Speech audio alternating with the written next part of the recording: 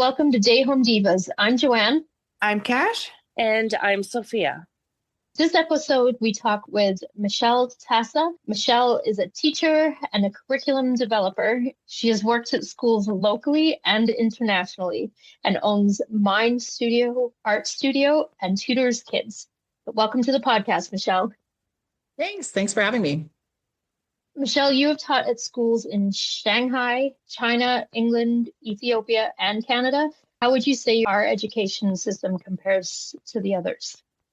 I'd say in Canada in general is behind some of the international schools that I was at. Having said that, I was working mostly in really top tier private schools that were funded by, really pricey tuitions. So I have the benefit of having sort of cutting edge education that's on the edge. We don't have that luxury in Canada, having public education. But even so, it was a little disappointing to come back with my kids when they were 13 and 14 to come back to Alberta and sort of go backwards in time a bit in education overall.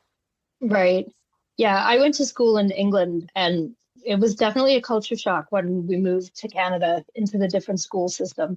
I wouldn't say necessarily, way back then, that Canada was behind or in front or anything like that. It just seemed different, less structure almost in England.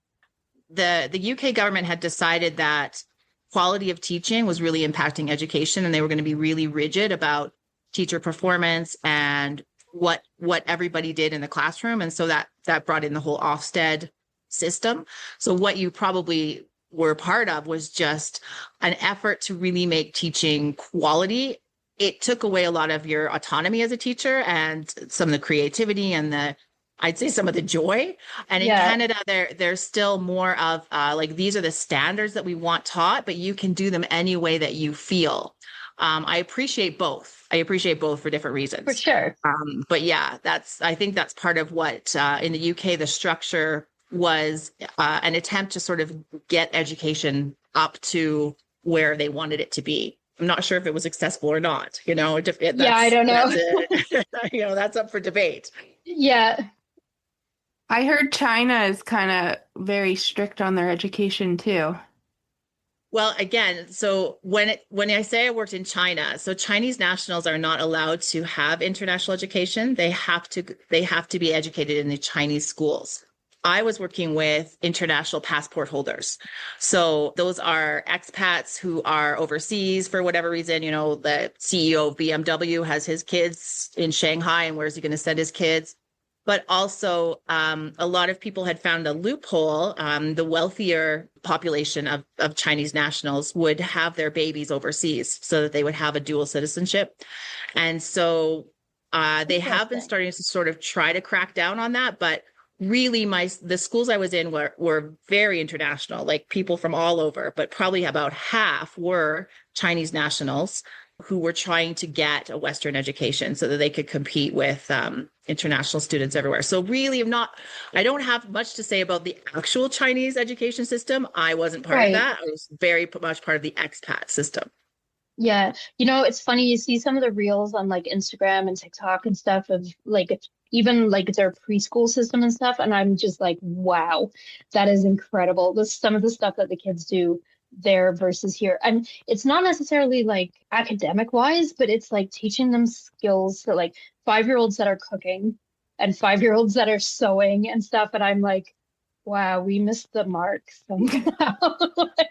Yeah, no, I think that's true. We are quite afraid. And that's part of, that legal culture, I guess, of we don't want anyone getting harmed. A little bit helicopter parenting taken into schooling, right? Because we know that kids learn by making mistakes and even sometimes harming themselves slightly. We don't want them hurting themselves all the time, but sometimes you have to fall and scrape your knee in order to know that that's maybe not a safe thing to do.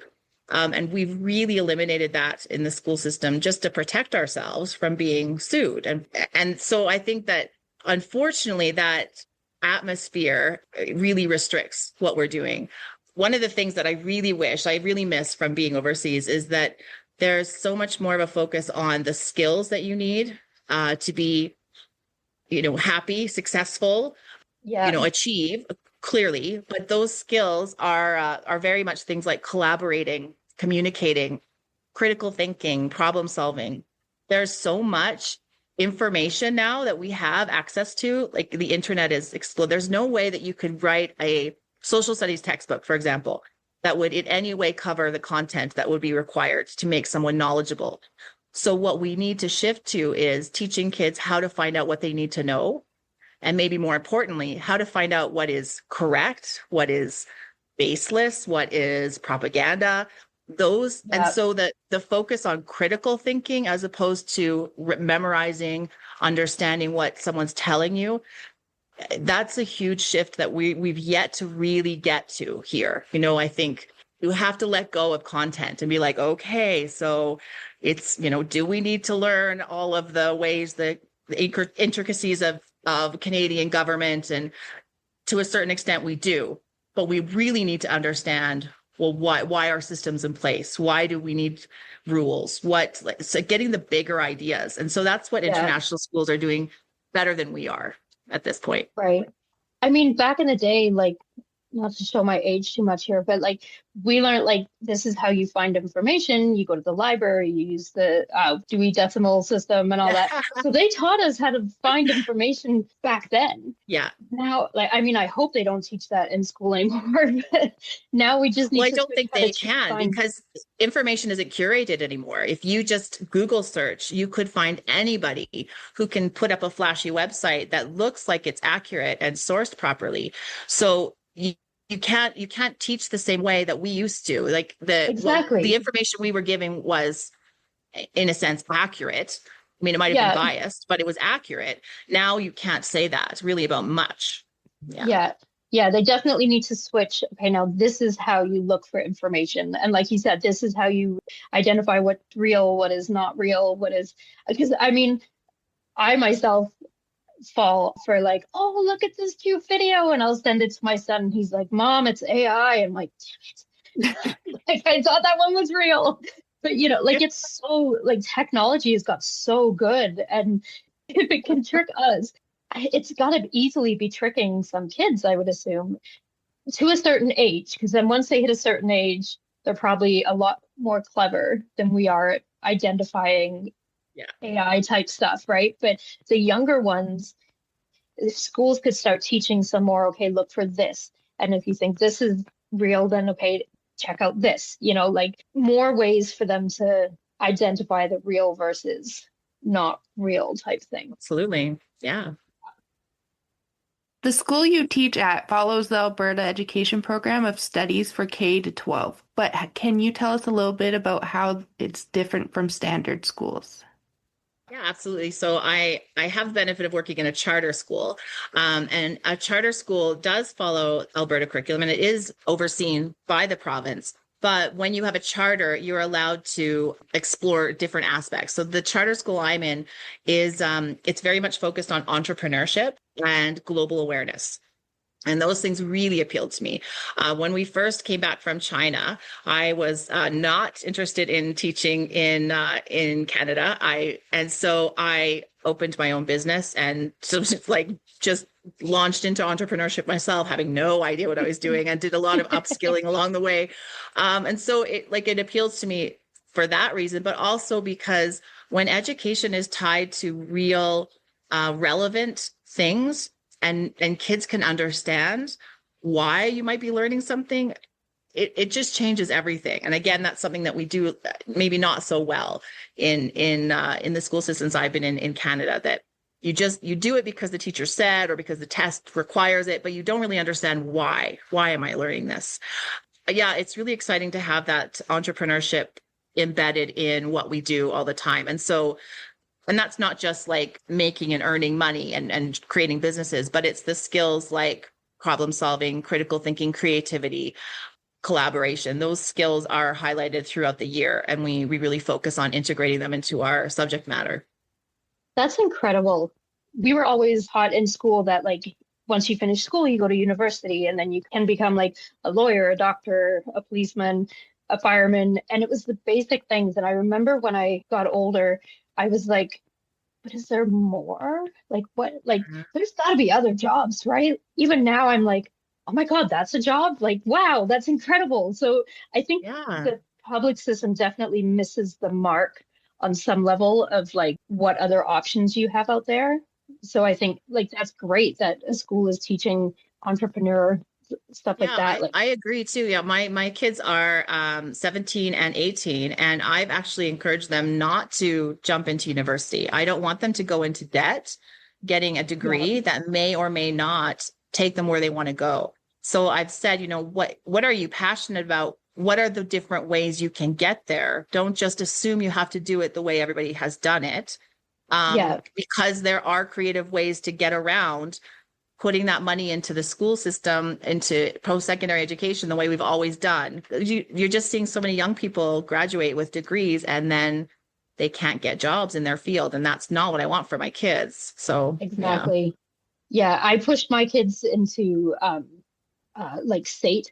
So they did. I say I pushed. Actually, they pushed me because my oldest wanted to be an accountant, and he was so smart, like with numbers and stuff. I'm like, yes, do it, do it. And then Yeah. he like was like, I want to be a welder. And I remember being like, no, no, you're so smart. You could do so much. Like go to university. And so he kind of pushed me. And then once I Yeah. was like, you know what? You're right. This is like at the end of the day, I just want you to be happy with what you do. And I mean, he's done so well. I'm so proud of him. He's done great. If he hadn't have given me that push, I think I would have really not understood that. Yeah, no, I think that we really need to let go of this idea that intellectualism is the highest, achievement. The trades, those are incredibly important and very well paying. And my son too, my son is a great writer. But realistically, is he going to be able to launch a career as a writer? Maybe, maybe not. But so for him to look into a trade, that gives him the ability to maybe work 6 months of the year doing something that he enjoys hands on and make a lot of money, and then take the other parts of the year to do his passion, right? And to maybe make something happen there. I Yeah, think we really have to look at how to not lock ourselves into a career that's going to be 50 years long anymore. That's not the way the world works anymore. It right. does. Yeah. Yeah, I remember because I'm from Quebec, and it's like getting out of college, you have to take their test in French, and I was like, but why? Like, if Yeah. only you in Quebec. And I was like, I ain't doing this, and I left. But Yeah. or like things in school, like here they give you mandatory courses that you need for your class, whereas in like Quebec, oh, you're taking a correctional course, you have to take gym class. Why do I have to take gym class? Like, Yeah. yeah, it's not relevant unless it was relevant to like running and actually doing a correctional part, but it wasn't. Absolutely. I mean, I'm So, someone who loves literature and I love high school English, but is anyone like, how many of us are going to write novels or have to analyze oh, poetry I or did. understand Shakespeare? Like, yeah, there aren't that many of us. So if we're Yeah, passionate about that, we should take that. But does everybody need to be able to do that? I don't know. And the same with math. Like at what level, like grade 9 math seems to be about what all I need to survive and be really successful in my life. So, whoa, trying to get through grade 12 math was hard for me. Those are yeah, the things we maybe need to look at in terms of vocational and collegiate, high school levels. I think, and that's happening. That I do think that we are lucky to be in Alberta because they do offer choice. There are a lot of charter yeah, schools and private schools, and homeschooling is I don't want to say simple because homeschooling is very complicated, but it's an easy choice that's supported by the government. I will say right. that, right? Yeah. But even like, so the high school English, I mean, I've written novels. The English didn't help me. That's what editors are for, right? Like, Right. and my Yeah. editor is always like, did you go to English class? I'm like, I did, but it doesn't help at the time. Like, I'm sorry, but let me Yeah. just pay you to do that stuff. Like, so I Yeah. agree. There's things that we learn in school that are just not necessary. And then things that would have been so helpful, like nobody taught us about taxes. Nobody taught us about writing a check. Not that they're Yeah. relevant anymore, but at the Yeah. time they were, and we didn't learn how. Nobody taught us just basic things, right? Yeah. Maybe the school could touch on the fundamental parts that you absolutely need in life. Some of the stuff we learned was just nonsense, and I don't remember any of it, Yeah. any of the nonsense stuff, right? So Yeah. some of the really helpful things, that would have been great to learn. It brings home the number system, and I'm like, what's that? Like, can't help you. I have no Yeah. idea. Yeah. Right? I was going to say some of the greatest things that I miss from teaching internationally, they're not that difficult to embed. In fact, I do that, in my classroom here. It's as simple as taking a content that we need to learn and spending time on that, but then giving them choice on how they want to show their learning. Like, do you want to make a video? Cool. Do you want to write a paper? Awesome. Do you want to make a play? Let's do that, so that they're doing skills that are exciting for them. They're also telling me whether or not, like, I'm finding out what they need to know and what I can help them learn better. But just that level of choice begins to help them push into skills of like, oh, I really like that, or I do not want to do that, or what can I learn? So like valuable skills like editing a video, that's really important. That's really cool skill to learn that has nothing to do with Canadian geography, but we can fuse them, right? Yeah. Exactly. Yeah. So we know that not all children learn the same. Do you think it's time for the Alberta Board of Education to do a complete curriculum overhaul? That's a really good question. And I mean, you're speaking to someone, I have 2 kids with ADHD and I myself have ADHD. So, and I work with many students who do. And that's just one neurodiversity. There are many. I think what we need to understand is that people's brains work differently. And a lot of how that difference shows up for us is really about the way we've organized our society for 9 to 5, Monday to Friday. You work this during this time and then you don't work during this time. Those neurodiversities don't appear when someone is in charge of their schedule or how they work. If just in terms of ADHD, for example, if you're allowed to, work whenever you want in a week, and you spend 10 hours hyper focused and you just get tons of stuff done, you can be as productive as someone who's at the office 40 hours. But if you don't let that ADHD brain have the freedom to do that, then it's just difficult. You can't get the same level of creativity and productivity out of them. So yeah, there is some need to do that. I don't think the curriculum has to change. I think what has to change is how we deliver it, and also the recognition that we need to personalize education. Like being part of these schools that had big budgets, it also meant I had a lot of pressure to make sure students were successful. So there isn't just handing everyone in the class a worksheet or a package and saying, here you go. I have to make sure all of those kids succeed. So I have to check in with them. I have to assess them. If it's not working for them, I have to find another way for them to learn. And that is what has to change about the way Alberta teaches. And when I'm tutoring students right now from different systems in Alberta, that's sort of what I find. I'm like, your teacher could do this for you, but they may not know how. They may not have the time or the resources. I can do it, but it's not because that child is incapable of learning or in any way needing, an IPP or an alternate program. They just need it taught differently or a different way of showing it. And when you can get a skilled teacher, that happens, right? You get all the kids, you find ways to meet their needs. I think that's what needs to change. How that happens, that's beyond my pay grade, thankfully. Right? Yeah, that's totally true though. I'm ADHD myself, and I do not learn from somebody telling me something or from me reading it. I have to do it myself. So yeah. The exact same way. So I think for kids who have neurodiversity, the most powerful thing you could teach them is how their brain works and how they can advocate for themselves. No one's going to do it for them right now, unfortunately. So for you to know like, don't give me a manual. Is there a video of someone doing it?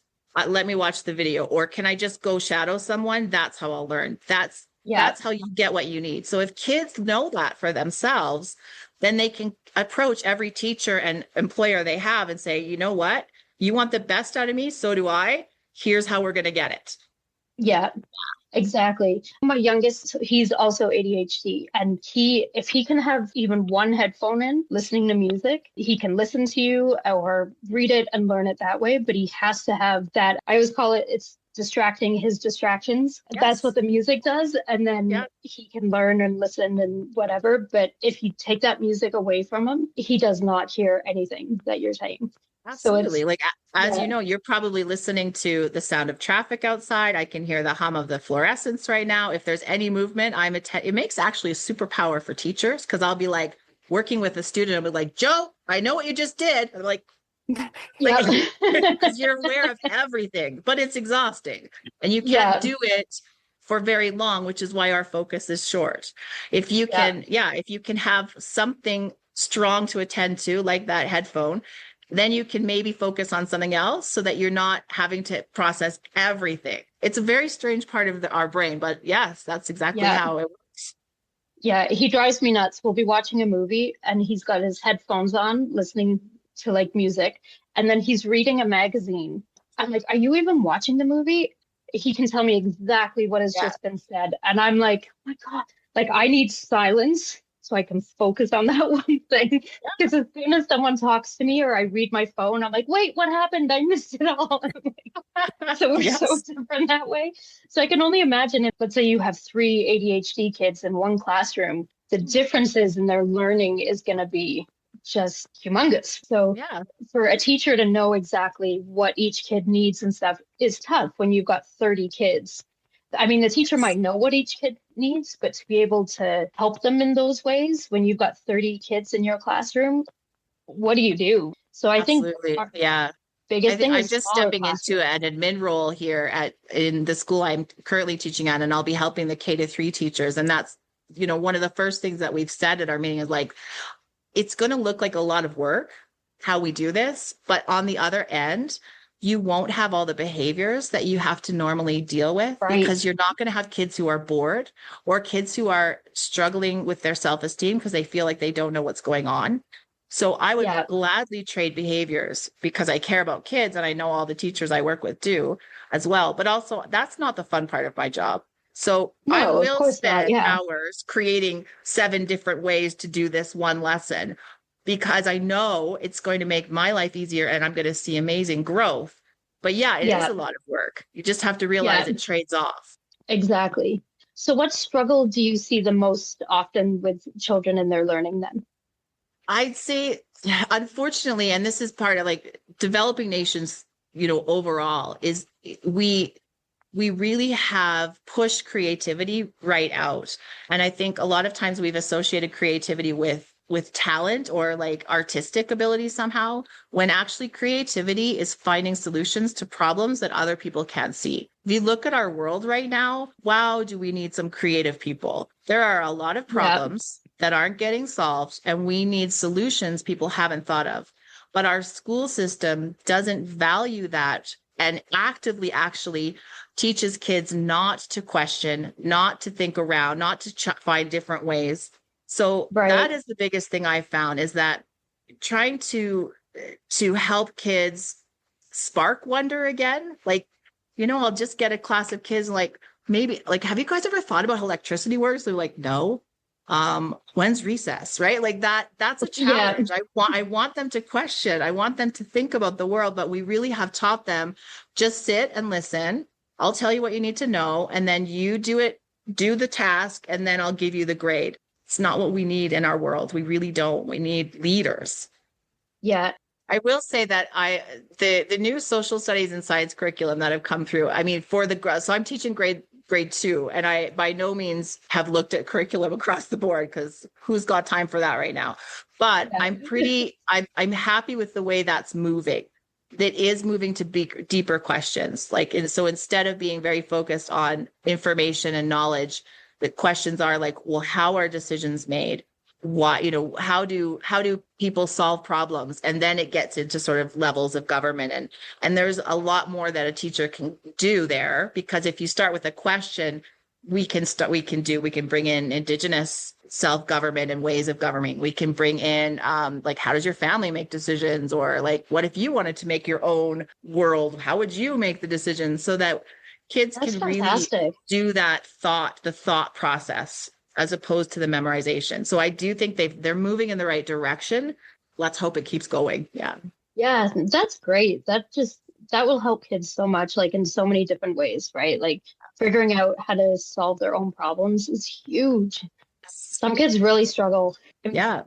So, how can parents see when it's time that their child may need a tutor? That's a good question. I think it's really good to be in contact with the teacher as much as you can. Like, I think sometimes parents are afraid to pester or, to be too much involved, but it is, you do want to make sure that your child is on that teacher's radar.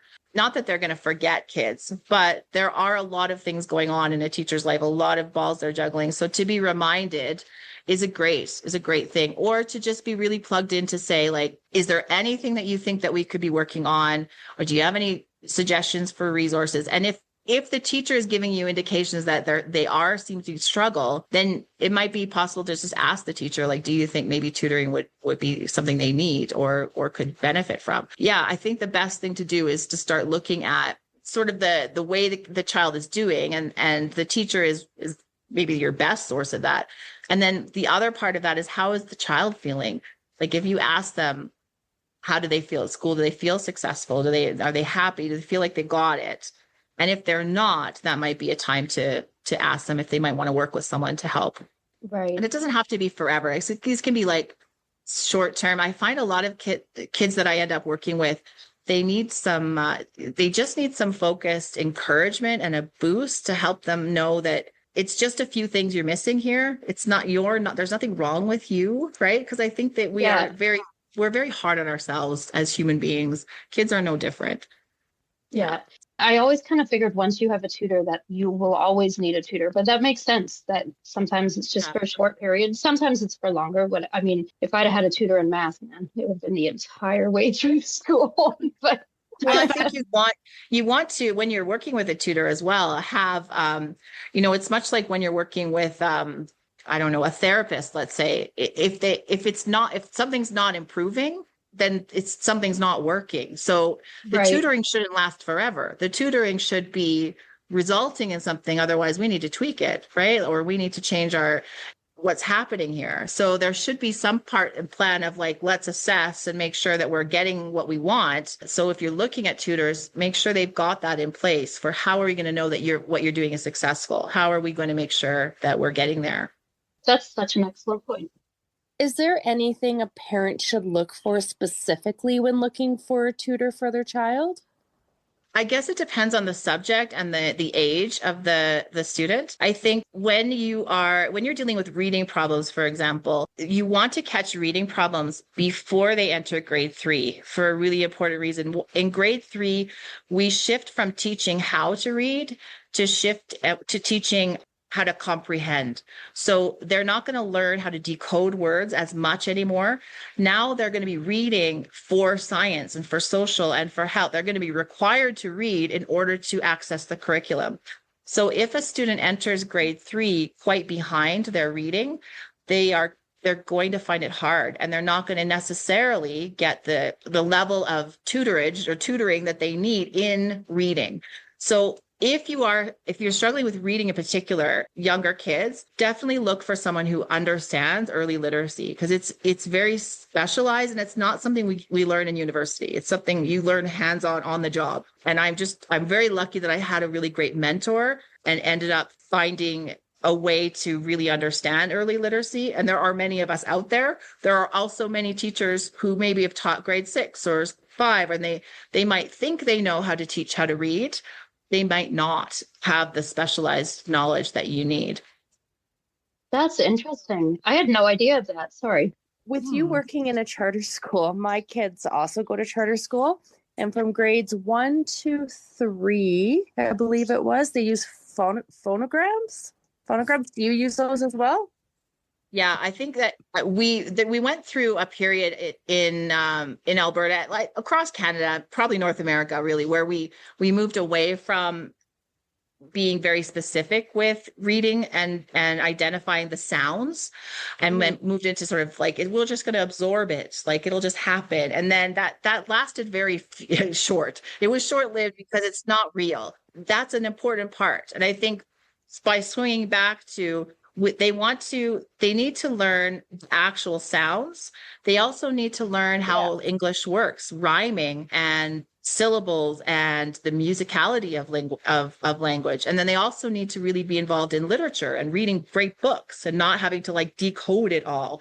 But like, okay, well, that's why we're doing this, because this book is amazing. Like, okay, mom's reading me Harry Potter and I want to read that for myself. So now I'm going to figure out what these sounds are. English is really complicated. It's actually a terrible language to learn. Yeah. There are so many rules that are instantly broken. Yeah. So yes, we definitely want to have a program that's rich in phonics or phonograms, in like literature overall, and in like oral language skills, like the rhyming and playing around with sounds. Yeah, my kids, my children's reading is very, very, very, very strong. And I believe that's why, just that early literacy and, learning it from a very young age, like starting in kindergarten, right? Yeah. And they're very strong readers. I think it's because of those. I think they're called phonograms, right? Yeah. It's been a while. She's going into grade 7 now. You're just talking about the sounds the letters make. Yeah, exactly. Yeah. Yes. I think if a child is a strong reader, they're far more likely to succeed in our education system, because everything is very visual and everything is, we read to learn. So it's a good thing. I remember, so when we first moved to Canada, so I was 11, so I struggled with spelling really bad. The teacher would always say, spell it how it sounds. I'm like, it sounds different to me than to you, right? Like when I say water, that's not how it's spelled. And they were like, no, that's how we learn to spell. You spell it how it sounds. And then I'm like, okay. So then my spelling was atrocious, because they're like, you spell everything really weird. I'm like, that's how it sounds. And also now it sounds differently when I say it versus how you say it because of your Canadian accent. And the teacher was like, Canadians don't have an accent. I'm like, no, you do to English people, you do. It was a night, and I still cannot spell very well at all, but I always blame it on that. And as much as people say like, okay, you're in your 40s now, you should have got past that. But that's your foundation when you're learning to spell, right? So as I got older, it didn't change, because in my brain, I'm always spell it how it sounds. Absolutely. So thank God Google can pick up what I'm trying to say. I would put spelling on the bottom of the list of literacy. It is and parents, you are all spending too much time on spelling lists because it's easy, I know, but there are spell checks for a reason, right? Like we've moved on the same way that we have calculators now. We probably don't need to memorize our timetables. I'm going to get shot by a bazillion math teachers right now, but like, let's put our time and energy into what we need to understand, because the world is complicated. Spelling is, you want to have a foundation, but if you are struggling between, well, what should I do? Should I read or should I work on the spelling list? Read with them. Yeah. Oh, 100%. And even grammar, like I remember the rule of like a comma goes where you would take a pause. So every time I'm writing something and I try and read it out, and I swear I pause way more than I should, because I'm always like have multiple commas. Well, now I feel better not knowing how to spell so well. Yeah. No, that's those bigger skills, the ideas and putting sentences together and making yourself understood and persuading someone. Those are the literacy skills that we want, and understanding what someone's trying to say in written and oral form. Those are far more important than whether or not we can spell a word correctly. So 100%.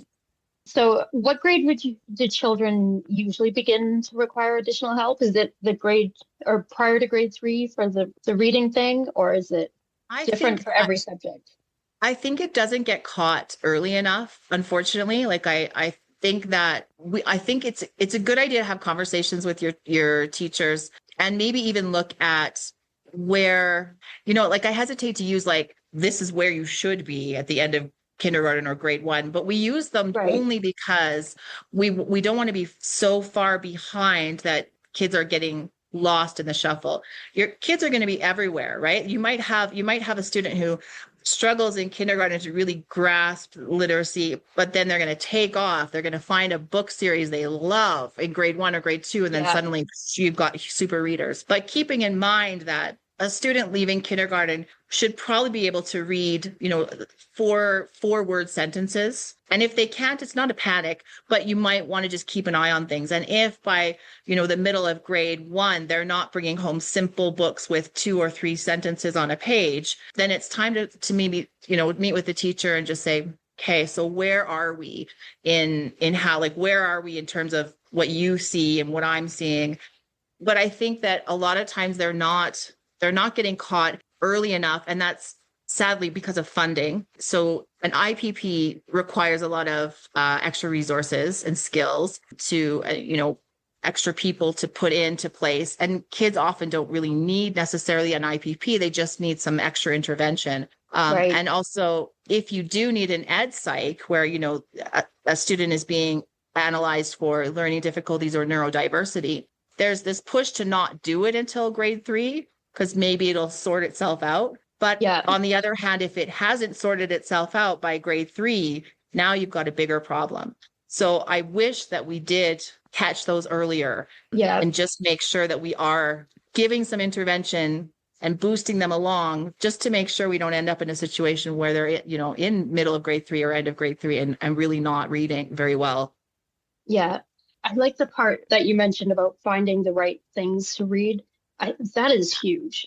My youngest did not like reading at all. And so the teachers thought he was behind in his reading. And then he started reading car magazines. And the teacher's like, no, you can't read those. You need to read a book. And I was like, hold on now. Oh, good for you. I'm Good for you. As long as he's reading Yes. is reading. And if he's meeting the level that you need him to be at, and he was technically ahead because of the words in the car magazines. And she was like, but does he even understand it?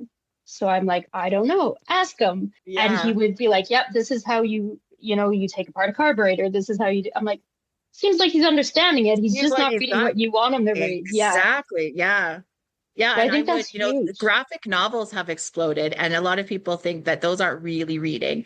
If that's what kids are interested in, and there's text on a page, yeah, there's a lot of visual, but if they are absorbing text, that's what we want. Because I'm in grade 2, and I teach grade 1, 2 mostly. I end up teaching in grade 1 and 2 for the most part. And as soon as I can hook a kid on a series, I'm like, oh, we got you. Yeah. All right. So you love, I can't even think of one, like Geronimo Stilton. Wow, there's 20 books to go for. So let's read this one, and then let's read the next one. And so trying to figure out what sort of series might grab their attention. And then also, like you said, they don't have to be kids' books that they're reading. You could read a book that they're interested in, and they choose, you read together, you read the more difficult words, and they pick out the ones that they can understand. Yeah, there's just a lot more that we really want to get their interest, right? That's so much more important than reading what we think they should read. I had to go and talk to my son's teacher because they would send home those books that are color coded for X, Y, and Z, and you had to go through it. And I was like, he can't keep doing these because he will memorize it the first time. And then what's the point of going over it? And he hated it. Yeah. So he was like, as long as he read a book, then she's like, and don't tell the other people because and they'll be all doing it. But she's like, as long as he read a book, and his books are chapter books. Yeah. And he just finished grade 2. So I was like, I don't mind him reading this. I'm like, but we're struggling with what you're sending home, and we just can't do that anymore. Yeah. He hates it. That's the kind of stuff that I, as a teacher, want to know, because those leveled systems they're key for some of the kids. If you read at your level, and it's not too difficult, but it's not too easy, then your growth is so much faster because you're just learning a small set of new words, and it's curated to do that, to build vocabulary slowly and successfully. So most kids do well with those leveled readers. But as soon as I hear from a parent that like, yeah, they're bored or they're not doing, or I want to know that, because then we can figure out something else, right? And yeah, absolutely. I think the best thing you can do is talk to the teacher and really see that as a team, like you guys are on a team together. You both want the same thing. And hopefully you've got a really responsive teacher who's willing to, to do that. Is there any specific subject that you see most common as a tutor, or is it kind of across the board?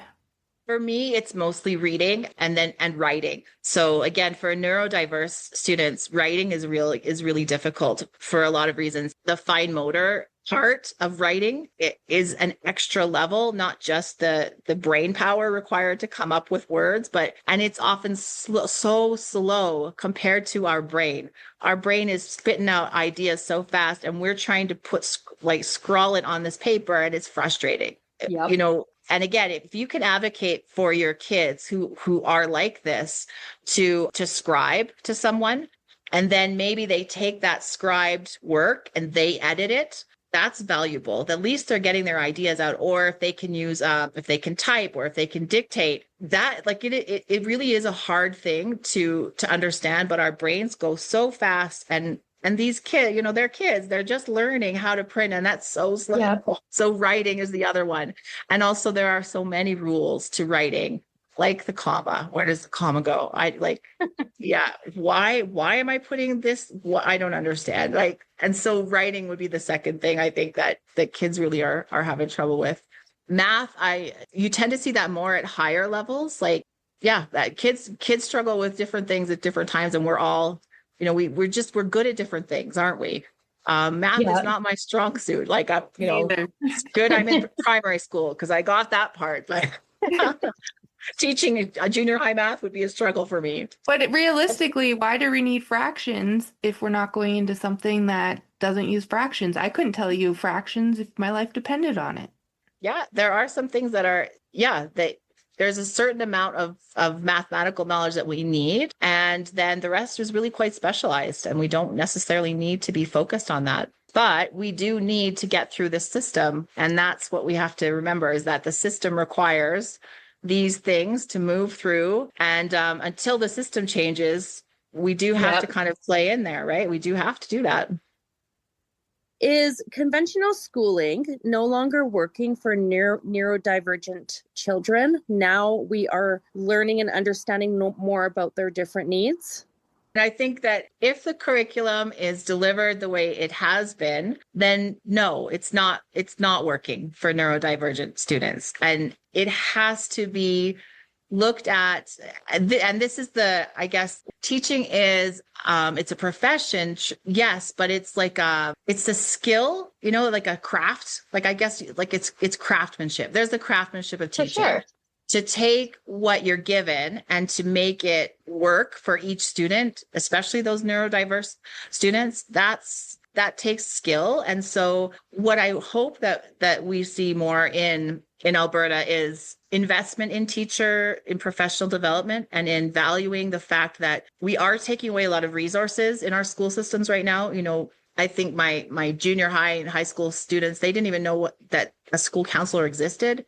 So there's very little mental health help there. That's just one example. Special education used to be far more, our special education teachers used to be far more involved in the actual teaching. Now it's more in paperwork and supporting teachers that way. So if we're going to pull resources back like that, because we are overcrowded and we don't have enough teaching, and we're struggling with that part, then we really need to invest in teaching teachers how to teach. And we have all of that within ourselves. There are really masterful teachers in our school systems. And if they're given the ability to share and to mentor others, that I think that will happen. It can happen at a grassroots level.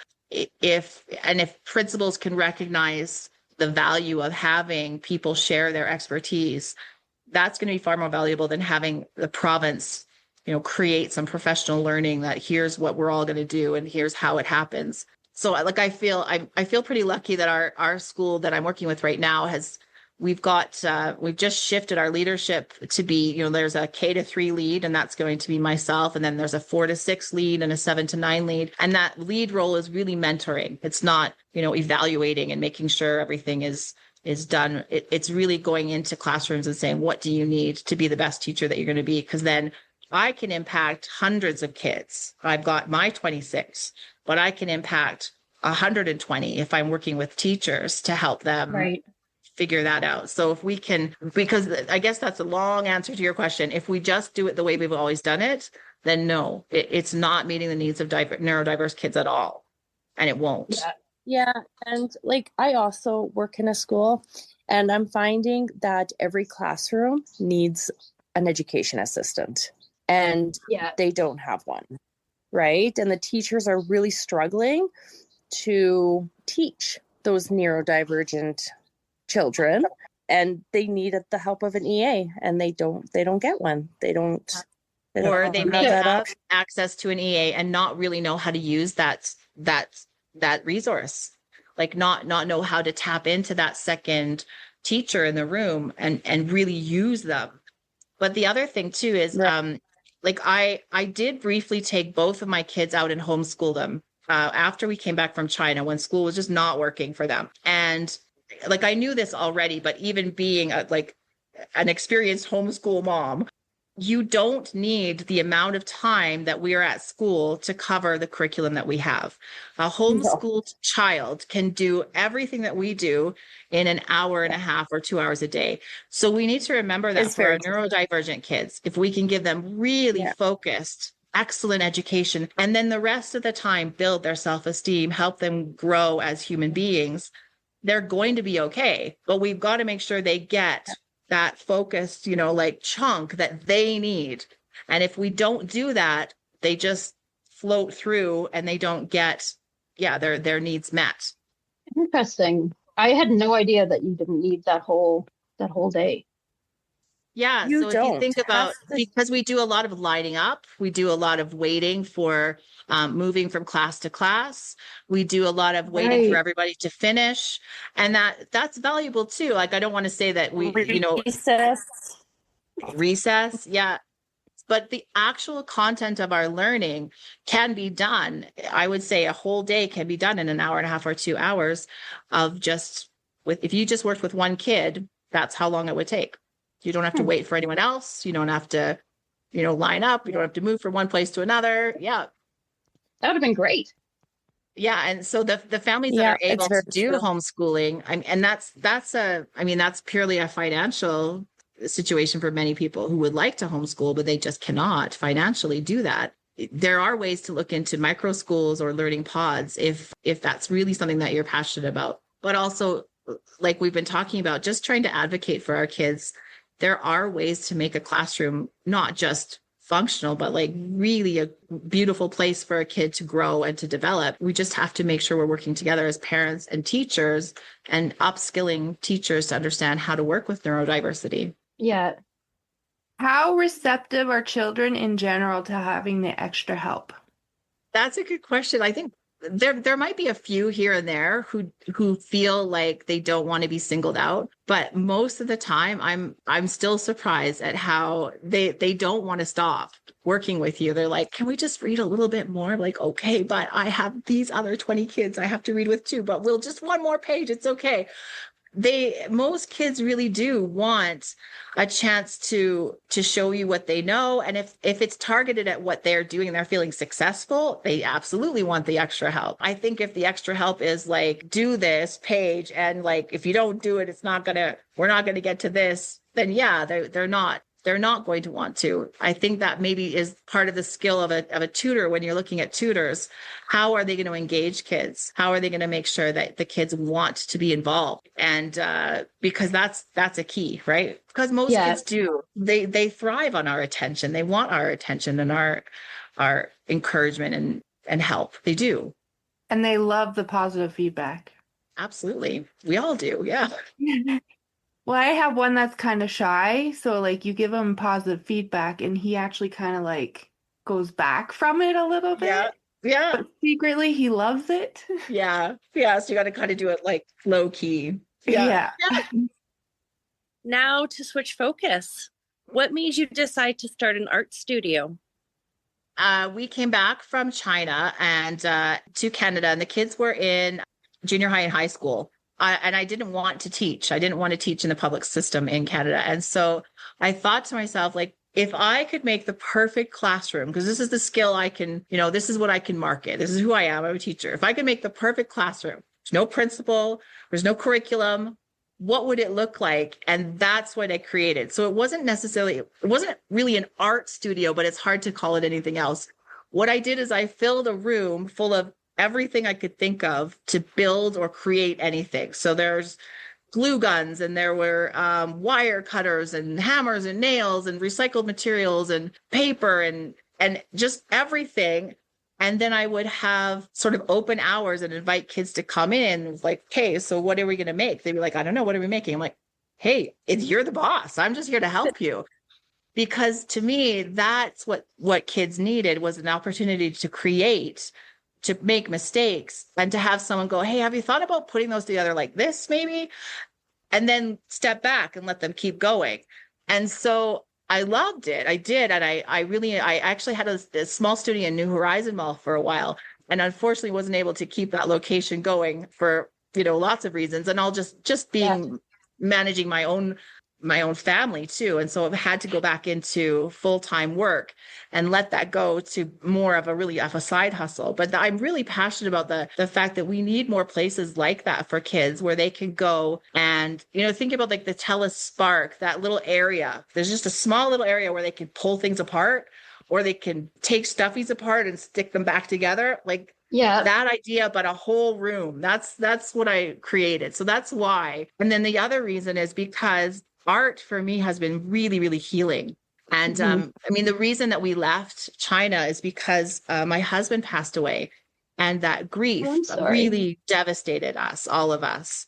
Art for me was so healing.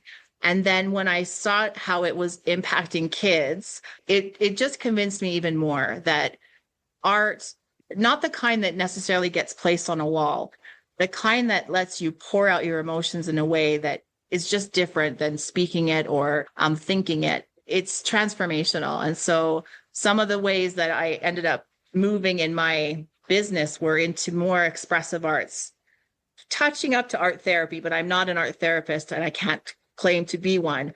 But just bumping up against that, using art to help kids express their emotions, help them look at more difficult concepts maybe. And I loved that too. Yeah. So that's, again, another long answer to your question. That's why art. Yeah. Oh, good. What form of art do you gravitate to the most then? My personal art, I do a lot of painting, and mostly with acrylics because it's less expensive than oil paints. I started with oils when I was younger, but I like to mess around. That's the ADHD. I like to mess around with all kinds of things. I'm always doing, mixed media, or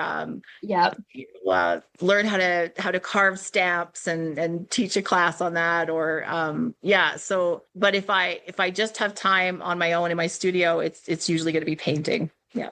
Nice. How important is it for kids to be allowed to explore their own creativity? So important. Like, really, it's so important. And again, that doesn't mean art lessons or music lessons necessarily.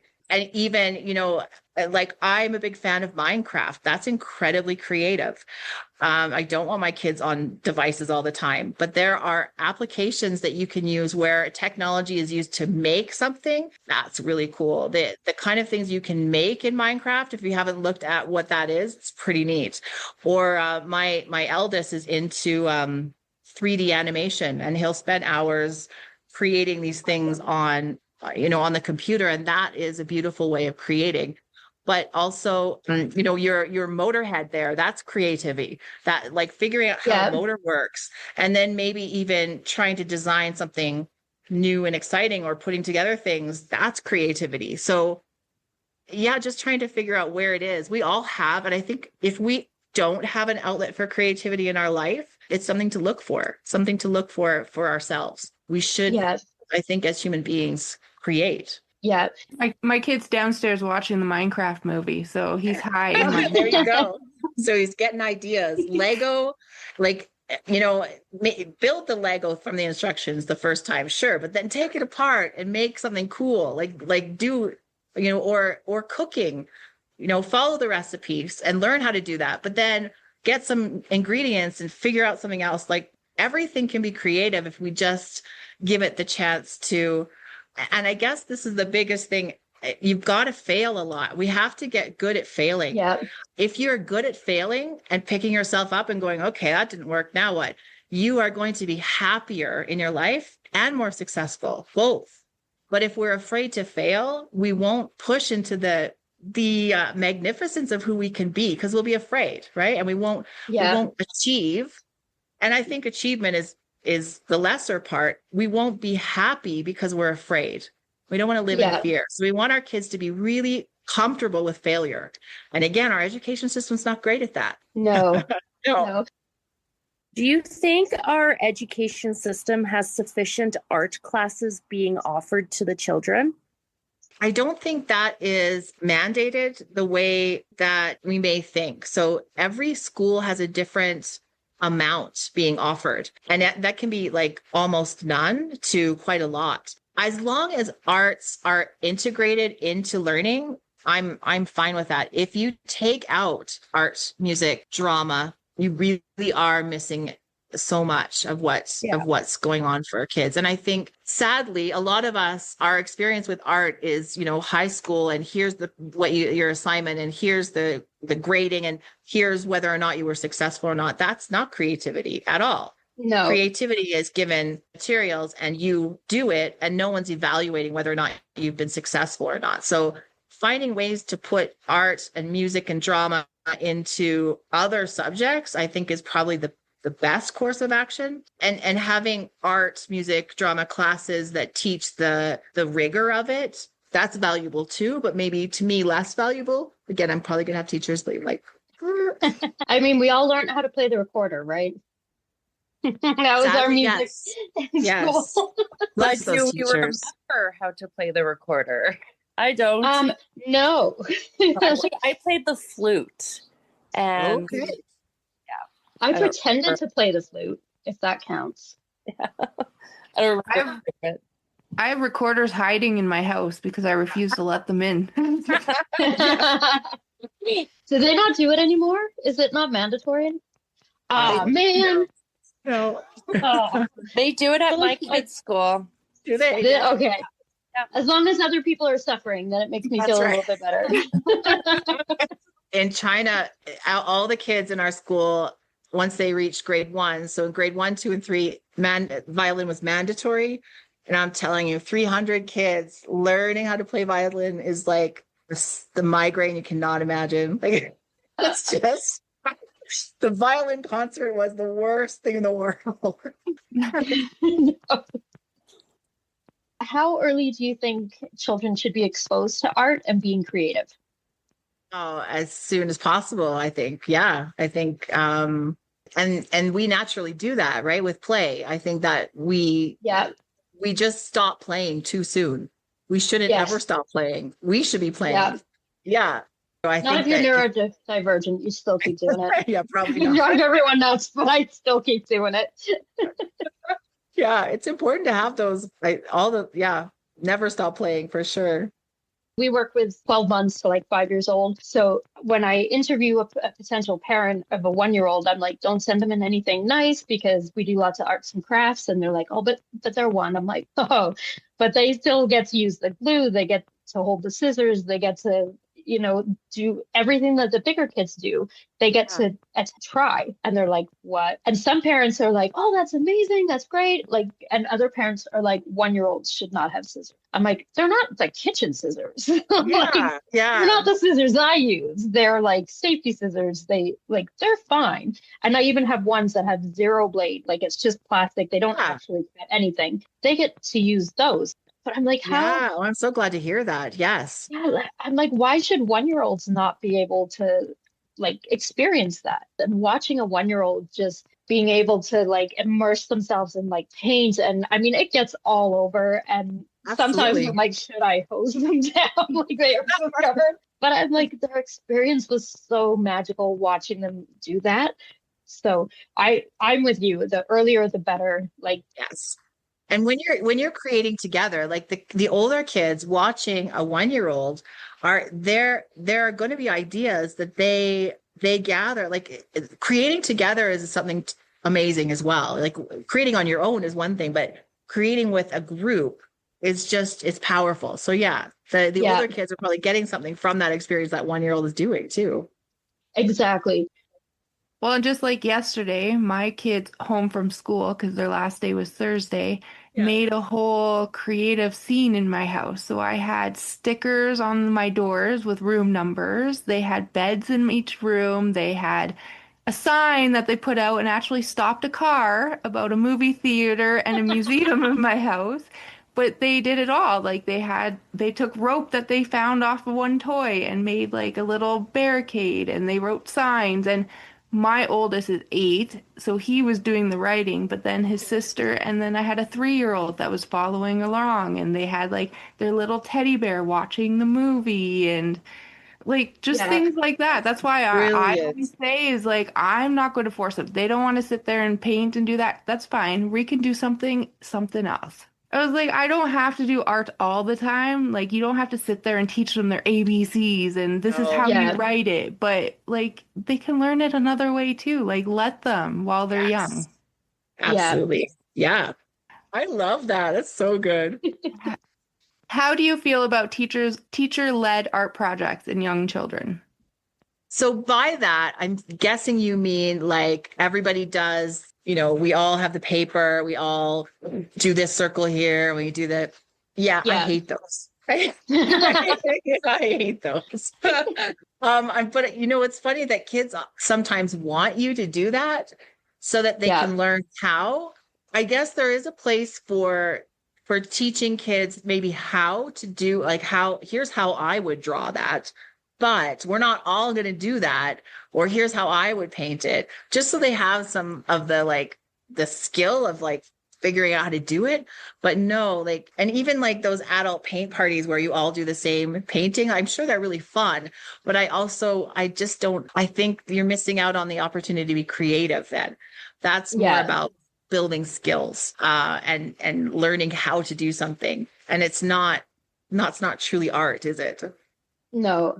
We want to give them both, I guess, a little bit of like skill development, but and know when that's what you want and know when it's not Yeah. what you want. And then I think we also have to educate parents on the value of having process art, that Yeah. your kid's going to bring this home and it's going to look like a dog's breakfast, but that is what I wanted them to do. If Yeah. I wanted them all to have the same little thing, we would be doing something else, and that's a different thing. This is Yeah. about creativity. Yeah. Even when I'm teaching art in school, like I'll say, okay, we're gonna look at this artist and we're gonna be inspired by their art. But eventually the kids know they'll be like, okay, but what if I don't want to do that? I'm like, then don't do it. What do you want to do? Like, Yeah. yeah, like I like I'm Right. never gonna make them do this thing. Yeah. Does art help children struggling with like depression and anxiety?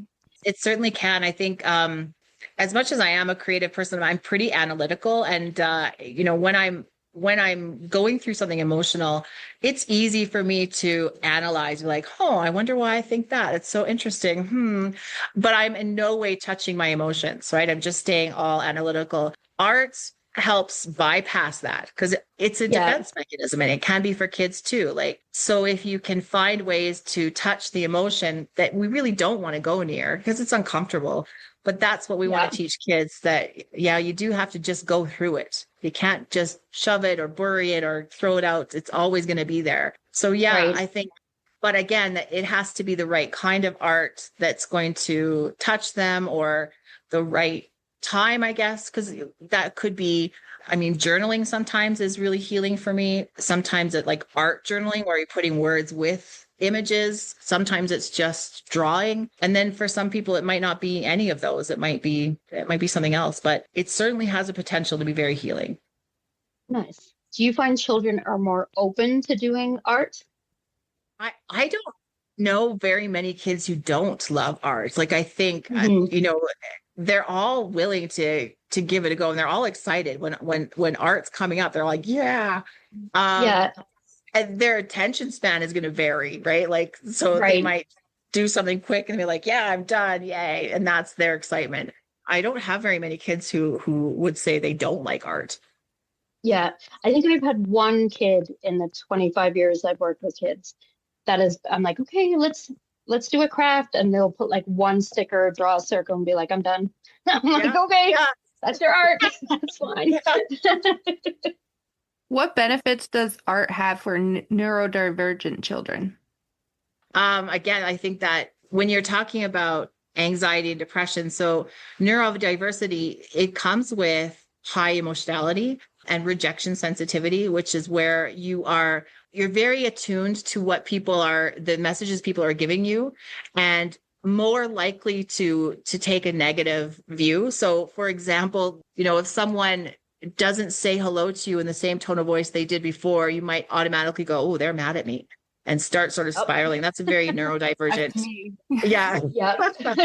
So kids need to be able to, so they have these extra emotions, I guess, the extra anxieties, and a sort of a deep understanding that they're not the same, and Yeah. and a tendency to mask that, to try to be the same by being what they see other people.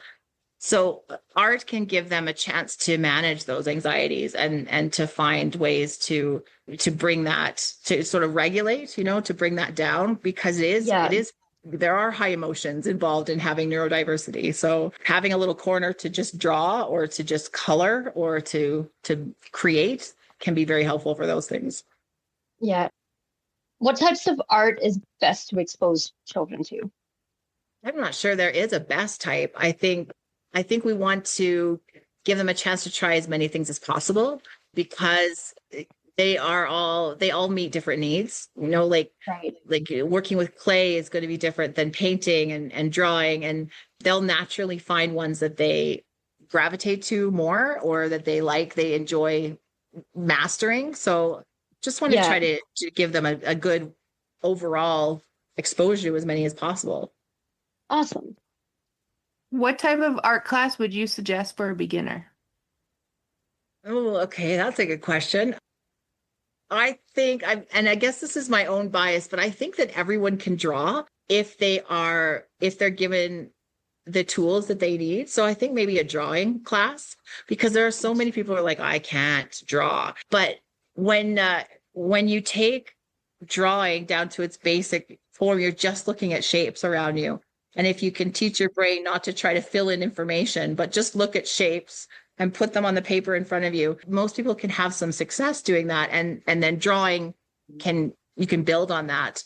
I guess on the opposite end, finding something where, like abstract art, where there's nothing that you have to create that looks like anything, that's got a really high success, right? Like if it's fun to do and you at the end you're like, okay, there it is, and they all look different and there is no one way to do it, that's a good beginner art activity too. Yeah. No one fails. I like that. Yeah. Yeah. It's good to build confidence that way too, I would. Exactly. Yeah, it is. What suggestions would you give to parents that want to start encouraging their children to explore their creativity at home? I'd say find out what kind of things they are interested in, maybe expose them, like by viewing, going to museums and looking at art, or going to plays and being part of drama productions, going and seeing sculptures. When kids see it, they may not even be aware it's out there, right? So we want to be exposing our kids to, like, these are the things that you could do if you were interested in, and then they'll naturally want to find out more about certain things. But I loved taking the kids when they were younger to museums and art galleries, and I don't think I could drag my teenagers to many places right now, but when they were younger, I could. I think, like and there's so much free art around the city where you can go around and just see cool exhibits and street art and street performances. And Yeah. actually, my teenager was telling me about a place downtown. Now I've forgotten the name, but it was like a free sort of drop-in art place. She said she walked in and this guy was playing the guitar and everyone sat in a circle and then he would tell a story and then someone else would be invited to tell a story and then he would play the guitar. She's like, it was so cool, Mom. Like, That I'm is so glad there's cool. something out there. That's neat. Yeah, So yeah, that's awesome. That sounds so cool. yeah, I wish I knew the name of it. Maybe I'll try to email it to you so you can pop it in Yeah, there. I'd totally check that out. Yeah. Yeah. I think what you were doing, Kashmir, too, with letting your kids just take over the house and create, like, I've got pictures of my kids. I wake up in the morning and they've built a fort out of cereal boxes. Like that is creativity. That's cool. We want to encourage them to do that kind of thing. Okay, so where can people find more info about like your art classes and your tutoring services and all that stuff? Sure, I've got a website. It's having said that, I need to update it more often than it does, but it's just mindstudio.ca. All one word. Most like it's probably easiest just to go on there and email me a question and because it's difficult to put on this kind of services I provide. There's a ton. So like I Yeah. work with homeschooling families and I can create a plan for a homeschooling year or one-on-one tutoring or private art classes or small group art classes or community events. Like, so I just don't put it all on there. It would be Right. a long list. So yeah, just email me and say, do you do this? Or yeah, then Nice. I can get back to you. Yeah, just like you did. Thanks for inviting me on this podcast, Joanne. I think that's really neat. Yeah, no worries. No, I found one of your comments in a Facebook group. I think it was just like some random post, and I was like, oh, that's interesting. So then I'm like looking you up, and I'm like, yes, Yeah. definitely. Thank you for being here. We really appreciate it. I think you are fascinating with all the stuff that you have done, all the places you have taught. It's amazing. So we've really loved having you here. Thank you so much. Thank you. I always love talking about school and art, and these are all my favorite things to talk about. So thank you. It's been fun. So that's it for Day Home Divas this week. Don't forget to follow us on Instagram at Day Home Divas, on TikTok at Day Home Divas, and join our Facebook group Day Home Divas. If anyone has any topics you want us to cover, or if you have any questions or suggestions, you can email us at dayhomedivas@gmail.com. We would also appreciate it if you could rate and review us on whatever platform you're listening on. It really helps the podcast move up on their charts so it gets more exposure. Hope you join us again next week. Goodbye. Bye. Goodbye.